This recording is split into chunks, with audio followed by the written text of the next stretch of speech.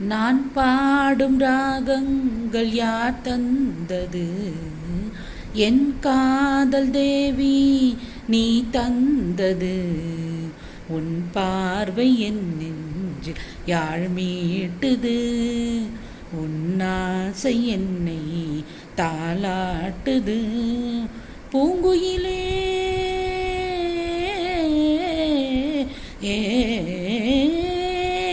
பூங்குயிலே உந்தன் பாதையிலே ஆனந்தத்தேன் பொழிவேன்.